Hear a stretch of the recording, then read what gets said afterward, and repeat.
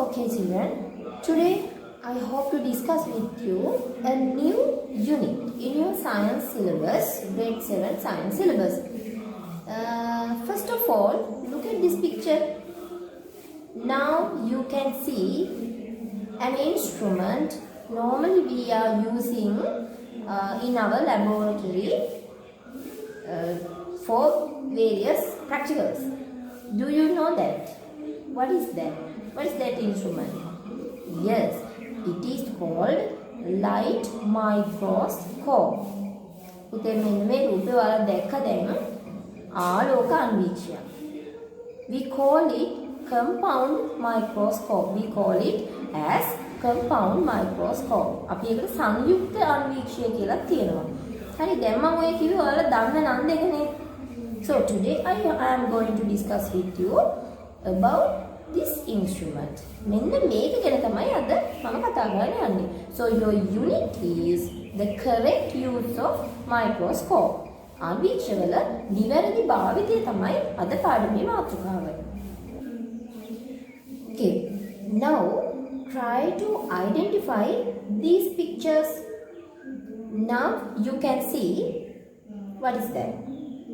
Yes, this one is a magnified leaf. විශාලනය කරන ලද කොළයක්. ශාක පත්‍රයක වීනේෂ නාරටි වින්‍යාසය තමයි මේ තියෙන්නේ. Okay. Now you can see an ant. නේ කූඹියක් පේනවා නේ. විශාල වෙලා නේද පුතේ? Okay. In this picture you can see, can you identify that? Can't. You can't. Normally you can't, but because you still you have not observed it under the light microscope.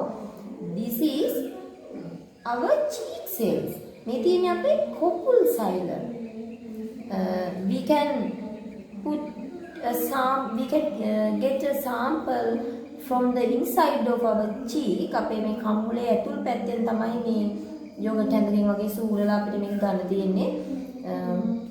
Let's do this practical later in your school. So these cells are our cheek cells, our animal cells, a type of animal cell. සත්ත්ව සෛල වර්ගයක් අපේ කොපුල් සෛල. In this picture you can see a good friend. ඔයාලගේ යාළුවෙක් නේ. මේක නම් දැකලා තියෙනවා නේද ඔයාලා? In grade 6 you have observed this microorganisms. Yes, these are microorganisms. By looking at these pictures, you can understand the use of microscope. මේ පින්තූර දිහා බැලුවම ඔයාට පේනවා, ඔයාට තේරෙනවා අන්වීක්ෂයේ භාවිතය. අන්වීක්ෂය මොකටද අපි use කරන්නේ? මොකටද පුතේ? To magnify something. To magnify small objects. අපි කියනවා to magnify. To magnify. Magnify කියන්නේ විශාල කරනවා. විශාල කරනයි වචනේ හොඳට මතක තියාගන්න. Magnify small objects. කුඩා ද්‍රව්‍ය. Objects කියන්නේ වස්තු අපි. කුඩා වස්තු. හරි? To magnify small objects. කුඩා වස්තු විශාල කර බැලීමට. Children, do you know, from the ancient times, the people have used many methods to magnify small things. පුරාණ කාලයේ ඉඳලම මිනිස්සු විවිධ ක්‍රම භාවිතා කරලා තියෙනවා, තදා බැලීම් කරලා තියෙනවා මේ කුඩා දේවල් ටිකක් විශාල කරලා බලා ගන්න. Now let's see what are those methods, how we can magnify small objects. Okay. In your activity 10.1, page number 142, පිටු අංක 142 activity 10.1 ඒකේ තියෙන්නේ පුතේ මෙන්න මේ methodsම තමයි. අපි දැන් list out කරමු මොනවද මේ methods කියලා. In this picture you can see a glass bottle filled with water. නේද? අඳුන ගන්න පුළුවන් නේද? මේ තියෙන්නේ වතුර පුරවපු වීදුරු බෝතලයක්. A glass bottle filled with water. In this picture, you can see a filament bulb filled with water. Filament bulb. අර ගෙදර තියෙන සූත්‍රිකා බල්බ් කහ පාට එළියේ තියෙන මේ බල්බ් තියෙන අන්න ඒ බල්බ් වල වතුර පුරවල තමයි මේ තියෙන්නේ. This picture you can see, what is that? A glass sphere. වීදුරු බෝලයක්. ඒත් අපිට පුළුවන් විශාල කරලා බලන්න. We can see a magnified English letters, no? Here you can see a glass slide with a drop of water. වතුර බිඳුවක් සහිතව තියෙන වීදුරු කඩාවක්. By using this method, we can magnify the small English letters. Otherwise, we can use a sealed, colorless polythene bag filled with water. Seal කරපු polythene bag එකක්, වතුර පුරවපු polythene bag එකක්, අවරණ polythene bag එකක් උනත් අපිට පුළුවන් උඩා දේවල් විශාල කරලා යම් ප්‍රමාණයකට බලා ගන්න use කරන්න. So these are the simple methods. ඔන්න මේ තියෙන්නේ සරල ක්‍රම මේකෙන් දෙකක් විතර මතක තියාගන්න. A glass bottle with water, a filament bulb filled with water, a glass sphere, a glass slide with a drop of water, a sealed colorless polythene bag with water, like that. So next, now you saw the pictures of them. දැන් ඔයාලා දැක්කා මේ මෙන්න මේ ටිකේ රූප. පුතේ මේ රූපවල common feature එකක් ඔයාලා identify කළාද? Did you identify a common feature of these methods to magnify something? දෙයක් විශාල කරලා බැලීම සඳහා පොදු ලක්ෂණයක් ඔයාලා මේකේ දැක්කද? Yes.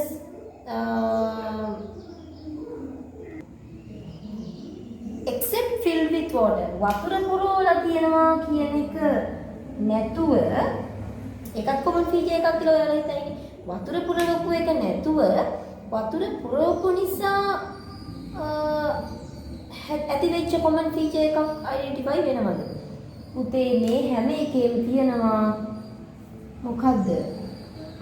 curved surface එකක්. එහෙම නේද? මේ හැම එකේම තියෙනවා නේද? වක්‍ර පෘෂ්ඨයක්. හොඳට බලන්න වීදුරු බෝතලේ වක්‍රයි. glass sphere වක්‍රයි. filament bulb වක්‍රයි. drop of water ඒකත් වක්‍රයිනේ වතුර බිඳුව. ඊළඟට seal polythene එක ඒකත් මේ වතුර පුරවලා හොඳට seal කරාම පිම්බෙන නිසා වක්‍ර වෙනවා. එහෙනම් මෙන්න මේ වක්‍ර පෘෂ්ඨය කියන එක හරි වැදගත්. මේ වක්‍ර පෘෂ්ඨය නිසා තමයි අපිට දේවල් විශාල වෙලා පේන්නේ. There is an instrument with a curved surface we are normally using in our laboratory. Not only our lab but also our home. විද්‍යාගාරයේ විතරක් නෙමෙයි අපේ ගෙදරත් භාවිතා කරන මෙන්න මේ වක්‍ර පෘෂ්ඨය සහිත උපකරණයක් තියෙනවා. Let's see what is that. අපි බලමු මොකක්ද කියලා. This is that instrument. මේ තියෙන්නේ ඒ උපකරණය. මේකට අපි කියනවා මේක දැන් අපේ lab එකේ තමයි ගොඩක්ලාට තියෙන්නේ this instrument we call convex lens. උදේ මේකට අපි කියනවා උත්තල කාචය. හරිද? උත්තල කාචය. බලන්න මම මේක දැන් අඳිනවා. Now I'm going to draw this instrument. Look at this in that way. මෙන්න මේ විදිහට. Look at this. මේක මම ඇඳුම් මෙන්න මෙහෙමයි. ඔයාලට උත්තර කාචයක් අඳින්න කිව්වොත් මෙහෙම අඳින්න. Identify this instrument. මෙන්න මේ උපකරණය හඳුනගන්න. මොකද්ද මේ උපකරණය? උත්තර කාචය. හරි බලන්න වක්‍ර පෘෂ්ඨය අර වගේ තියෙනව නේදනේ? වක්‍ර පෘෂ්ඨ දෙකක් තියෙනවා. එහෙනම් හොඳටම පැහැදිලි වෙලා පේනවා මේකේ. ලොකු වෙලා පේනවා. මේ බලන්න පොඩි කියලා. ලොකු වෙලා පේනව නේද? මෙතන මම තිතක් තියෙනවා. මේ තිත ඔයාලට ලොකු වෙලා පේනවනේ. පොඩි තිතක් තිබ්බේ. දැන් ඒක ඔයාලට big වෙලා පේනවා. ලොකු වෙලා පේනවා. හරිනේ? So there is a small instrument made up of this convex lens. මේ උත්තල කාචයෙන් හදපු පොඩි උපකරණයක් තියෙනවා. Let's see what is that. In this picture you can see that instrument. What's that? This is called hand lens. මේකට අපි කියනවා අත්කාචය. අත්කාචය.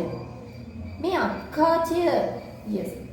Now let's see what are the parts of the hand lens. අපි බලමු මේ අත්කාචයේ මොනවද කොටස් කියලා. Hand lens අත්කාචය. Now I draw a convex lens and a frame and the handle meter. එහෙනම් මේ තියෙන්නේ frame එක, මේ තියෙන්නේ handle එක meter. මේක තියෙන අපි රාමුව. This part is called convex lens. උත්තල කාචය. හරිද පුතේ? දැන් ඔයාලට ප්‍රශ්නයක් ආවොත් එහෙම සරල අන්වීක් මේ yes. In this instrument we also call simple microscope. Simple microscope. පුතේ මේකටම අපි කියනවා සරල අන්වීක්ෂය කියලා. ඇයි මේක හරියට සරලයි. අර compound microscope එක වගේ ලොකු parts දාලා ඒක සංකීර්ණ එකක් නේ. ඒක ටිකක් වැඩි දියුණු කරපු එකක්. මේක එහෙම නෑ. නිකම්ම රාමුවයි මිටයි ගහලා තියෙන්නේ. ඒක නිසා සරල අන්වීක්ෂය කියලා අපි කියනවා. හරියට සරලයි. ඉතින් ඔයාලට ප්‍රශ්නයක් ආවොත් සරල අන්වීක්ෂයක් ඇඳ කොටස් නම් කරන්න. Draw a simple microscope and name its part කියලා. අර ලොකු අන්වීක්ෂයක් දිනපා. මෙන්න මේක තමයි simple microscope එක. හොඳට මතක තියාගන්න. Remember it well. So when we observe small objects by using the hand lens, අපි මේ hand lens එක නැත්නම් අත්කාචය භාවිතා කරලා යම් වස්තුන් බලනකොට පුතේ අපි මෙහෙම මේ වස්තුව පොඩ්ඩක් සීරුමාරු කරනවා. මෙන්න මේ විදිහට ඇඩ්ජස්ට් කරනවා. ඒ කියන්නේ අපේ okay, we should adjust the distance between the lens and the object. වස්තුවයි කාචය අතර දුර අපි වෙනස් කරනවානේ. When the distance is increased we can't see, it is blurred. ඒක අපහැදිලි. හරි බොඳ වෙලා ගොඩක් ඈත් වුණා. ලං කළත් වැඩක් නැහැ. ලං කළත් ඒ ප්‍රමාණෙමයි පේන්නේ. මේ පේනව නේද මේ? ලං කළත් වැඩක් නැහැ. ඈත් කළත් වැඩකුත් නැහැ. ඈත් කළා ගොඩක් ඈත් කළොත් අර අපහැදිලි. හරිද? එහෙම නැතුව clearly බලා ගන්න නම් මෙන්න මේ විදිහට බලා ගන්න there should be a certain distance. පැහැදිලි. ඒක ගෙදරදී වල බලන්නකො.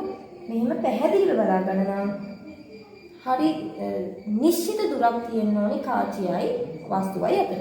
ඒකත් පොඩ්ඩක් මතක තියාගන්න. Remember it also. There should be a certain distance between the lens and the small object. Okay children? Next I am going to tell you a important word. වැදගත් වචනයක් කියන්නයි යන්නේ. පුතේ අපි මේ observe කරන්න ගන්න වස්තුව තියෙනවනේ. The small instrument that is used to observe, used to magnify, විශාල කරලා බලන්න, නිරීක්ෂණය කරන්න, අන්වීක්ෂයෙන් බලන්න තියෙන වස්තුව තියෙනවනේ. ගන්න වස්තුව. අන්න ඒකට අපි කියනවා නම. ඒකට කියනවා specimen. Specimen. Specimen. Right? Specimen, sorry. Specimen. ඒකට කියනවා නිදර්ශකය. Specimen. The small object we use to observe. The small object we use to observe. නිරීක්ෂණයට ගන්න වස්තුව. කුඩා වස්තුව. හරි? Specimen කියලා අපි කියනවා. Next, there are two special terms that you have to know by studying this unit. මේ ඒකකයේ මේ පාඩම ඉගෙන ගන්න ඔයා දැනගෙන ඉන්න ඕනි විශේෂ පද දෙකක් තියෙනවා. ඔන්න හොඳට මතක තියාගන්න. මම සරලව විස්තර කරන්නම්. පළවෙනි එක තමයි magnification. magnification. ඒක හොඳට මතක තියාගන්න. magnification විශාලනය. දැන් ඔයාලා දන්නවා magnify කියන්නේ විශාල කරනවානේ. magnify magnification කියන්නේ විශාලනය. අපි බලමු magnification කියන්නේ මොකක්ද කියලා. Now you can see a dot in this whiteboard. On this whiteboard. මේ whiteboard එක මත මම තියලා දෙනවා පොඩි dot එකක්. Now can you see that dot? By using this lens. මේ lens එක භාවිත කරලා ඔයාලට පේනවද මේක clearly ගන්න ඕනේ. දැන් ගොඩාක් මේ බල ගොඩාක් ලං කරන් අපහැදිලිනේ. එහෙම නෙමෙයි. We should get a clear image. පැහැදිලි කරගන්න මේ දෙන්නේ. දැන් මම මෙන්න මේක මේ ප්‍රමාණයට අඳින්නවා. මේ ප්‍රමාණය හරි. මෙන්න මේ ප්‍රමාණයට දැන් මම පැහැදිලිනේ මේ ප්‍රමාණයට අඳින්නවා. මෙන්න මේ විදිහට නේද ඔයාලට පේන්නේ. ඔය ප්‍රමාණය වගේනේ පේන්නේ. නේද පුතේ? දැන් බලන්නකෝ. By using this convex lens, I have obtained a large image of this small dot. මේ කුඩා ලක්ෂයේ ලොකු ප්‍රතිබිම්බයක් මම අරගෙන තියෙනවා. මම දැන් මේක ඇඳලා.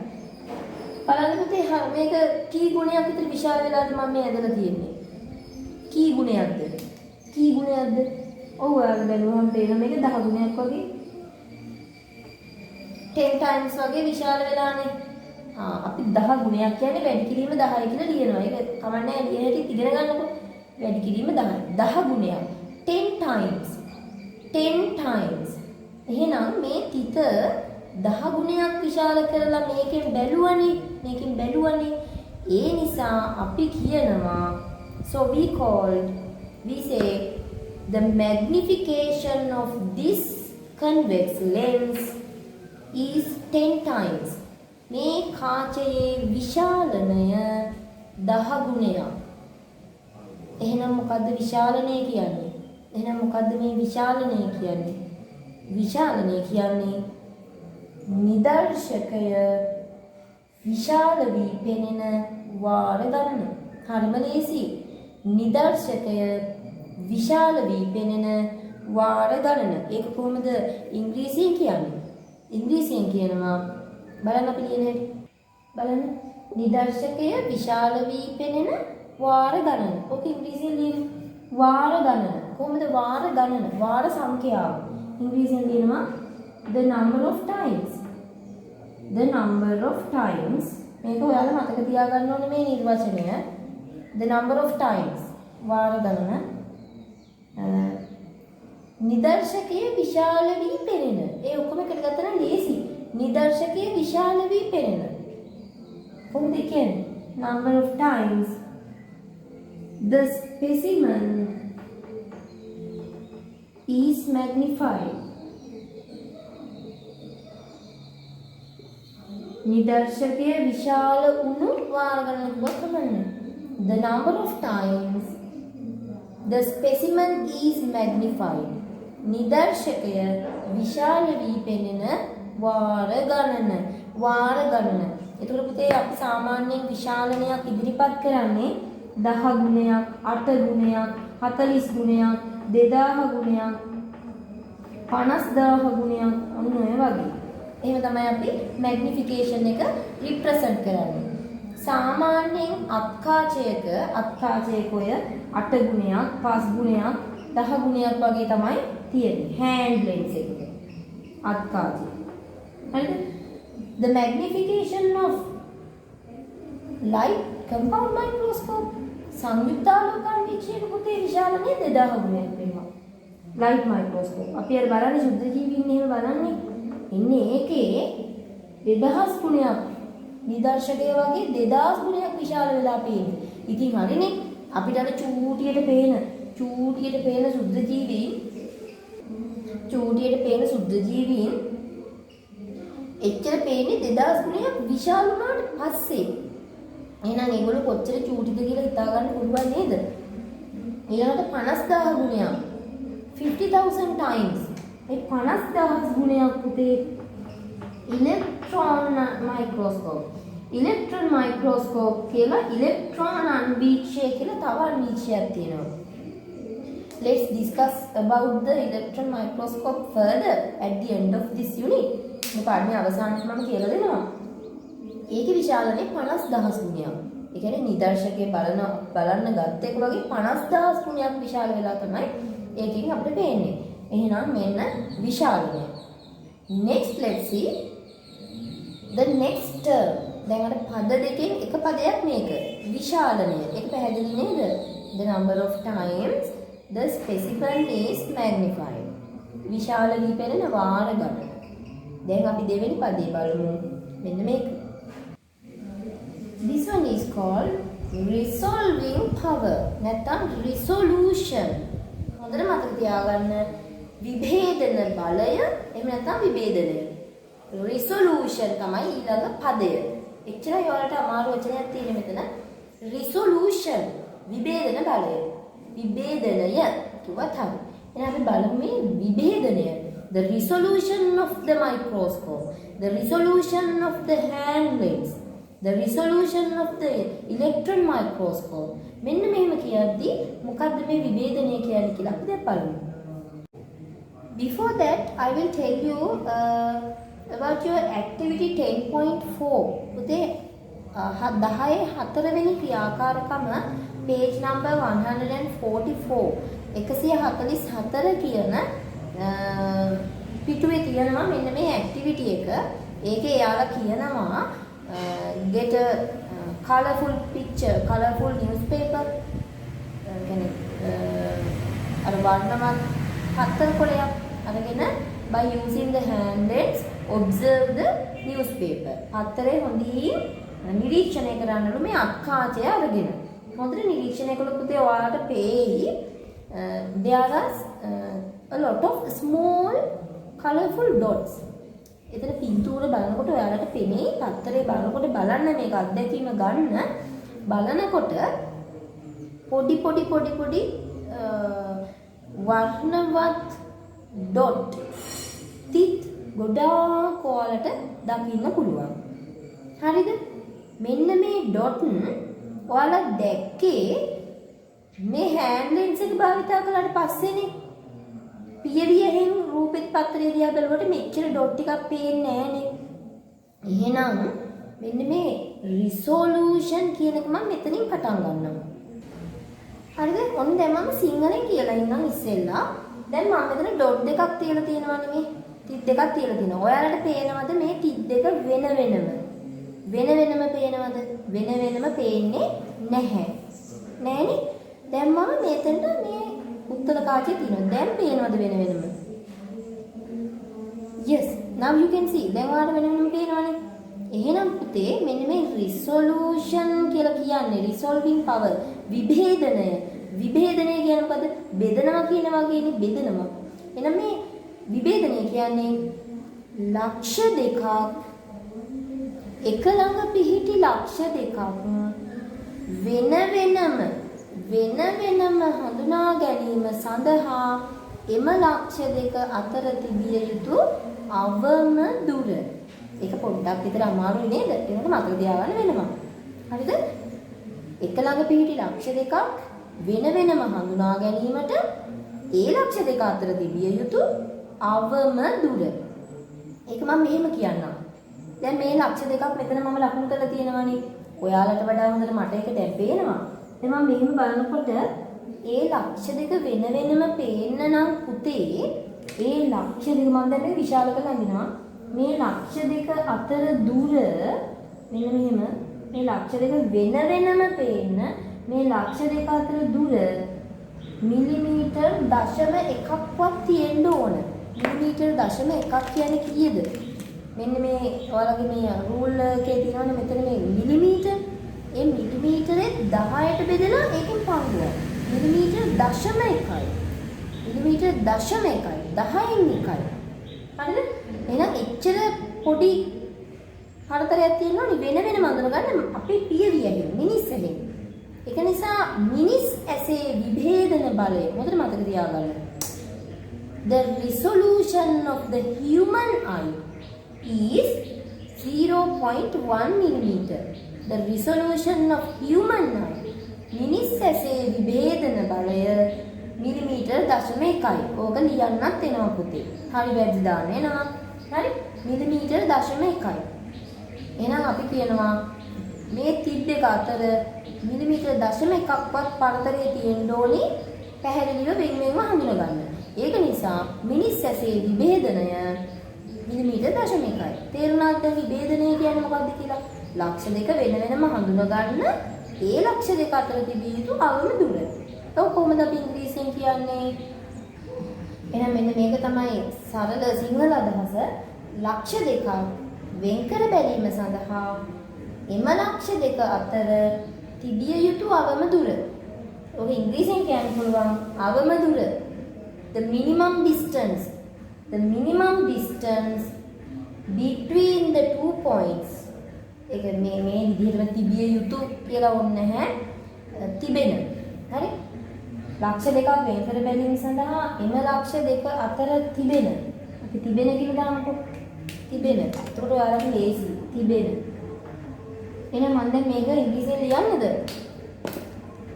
අවම දුර. The minimum distance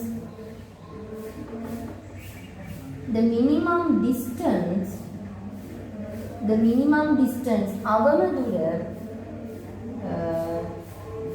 ලක්ෂ දෙක අතර තිබෙන between 2 points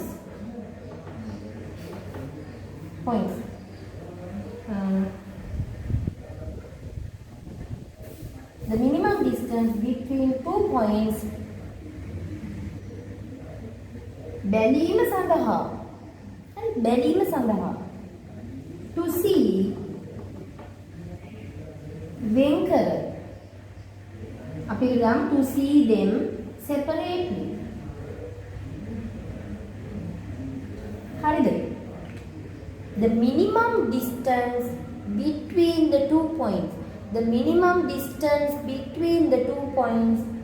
to see them separately. වෙන වෙනම බලා ගැනීමට. එහෙනම් මෙන්න මේක තමයි resolution කියලා කියන්නේ. සාමාන්‍ය මිනිස් ඇසේ resolution එක මිලිමීටර් 0.1ක් වෙනවා. මිලිමීටර් 0.1ක්. එතකොට සාමාන්‍යයෙන් අත් කාචකින් බලනකොට නැත්නම් මේ උත්තර කාචෙන් බලනකොට පුතේ ඊට වැඩිනේ නේද? ඒ කියන්නේ මේ අපිට ඊට වැඩි විශාල වෙලා පේනවනේ. එහෙනම් අපි කියනවා the resolving power of the hand lens is greater than the human eye. මේ විභේදනය මිනිස් ඇසට වඩා අත් කාචයේ විශාලයි වැඩි කියලා අපි කියනවා. දැන් අපි බලමු next let's see your activity 10.5 10.5. This is your activity 10.5. මේ තියෙන පුතේ ක්‍රියාකාරකම 10.5 page number 145 145 පිටුව. ඒකේ කියනවා mark 2 dots with a distance of about 0.5 millimeters. Millimetre 0.5ක් පමණ දුරකින් ලක්ෂ දෙකක් ලකුණු කරගන්න. Observe the distance between the two dots and their magnification by using a hand lens. Observe the distance of these two dots. මේ ලක්ෂ දෙකේ දුර සරල කාචයකින් නැත්නම් අත්කාචයකින් නිරීක්ෂණය කරන්නලු සහ dots දෙකේ විශාල වී පෙනෙන විදිය බලන්න ඉතින්. ඔක බලන්න පුළුවන් නේද? මේ විදිහට බලන්න. දැන් මොකද ඔයාලට පේන්නේ? මේ ලක්ෂ දෙක අතර දුර වැඩි වෙලා පේනව නේද? එහෙනම් ඒකයි මම අර කිව්වේ විභේදනය වැඩි කියලා. විභේදනය වැඩි කිව්වේ අත්කාචේ මිනිසගේ ඇසට වැඩි. මේක තමයි මම කිව්වේ. මේ දුර වැඩි නේද? මිනිමම් ඩිස්ටන්ස් එක වැඩිනේ පේනවනේ වැඩි වෙලා පේනවා. සහ the magnification of the dots also is also high. විශාලණය වී පෙනෙන වාර ගණන් වැඩි. හරිද? Next they say now use two hand lenses to observe the distance between two dots and their magnification. කාච දෙකක් සරල අන්වීක්ෂණය නැත්නම් අත්කාච දෙකක් භාවිතා කරලා මේ ඩොට් දෙකම ආපහු නිරීක්ෂණය කරලා අර වගේම මේ ඩොට් දෙක අතර දුරයි විශාල වී පෙනෙන වාර ගානයි බලන්නලු. පුතේ ඔයා මොකද්ද හිතන්නේ? මෙන්න එක කාචයක් තිබ්බොත් මෙහෙම පේනවා නම් කාච දෙකක් තිබ්බොත් කොහොම වෙයිද? දැන් මල් ළඟ නම් කාච දෙකක් නැහැ. Yes, when we use two hand lenses to see these two objects, පුතේ the observation is නිරීක්ෂණය තමයි observation. The two dots can be seen very clearly by using two hand lens, and the distance between two dots is more using two hand lenses. දෙකක් භාවිතා කරද්දී විශාලනයත් වැඩි, ලක්ෂ දෙක අතර දුරත් වැඩි. හරි? එකක් භාවිතා කරද්දී සාමාන්‍යයෙන් මීට සාපේක්ෂව අඩුයි. එහෙනම් පුතේ අපිට කන්ක්ලූෂන් එක ගන්න පුළුවන් මෙන්න මේ විදිහට.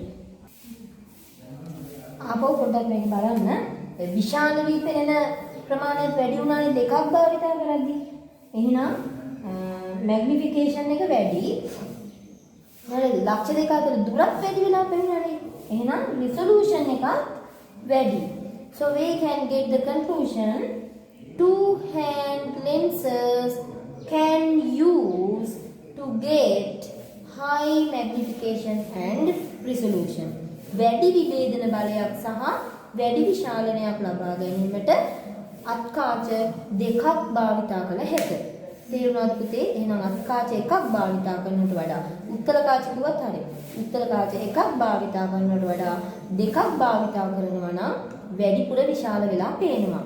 So there is an instrument made up of using two convex lenses. It is called compound microscope. You know that. මෙන්න මේ වගේ කාච දෙකක් භාවිතා කරලා හදපු උපකරණයක් තියෙනවා පුතේ. උපකරණයක් තියෙනවා. ඒකට අපි කියනවා සංයුක්ත ආලෝක අන්වීක්ෂය. දැන් සරල නැහැ.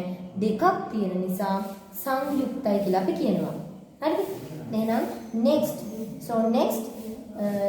in next part let's discuss about compound microscope further. අපි තවදුරටත් compound microscope එක ගැන ඉගෙන ගමු ඊළඟ කොටසේ.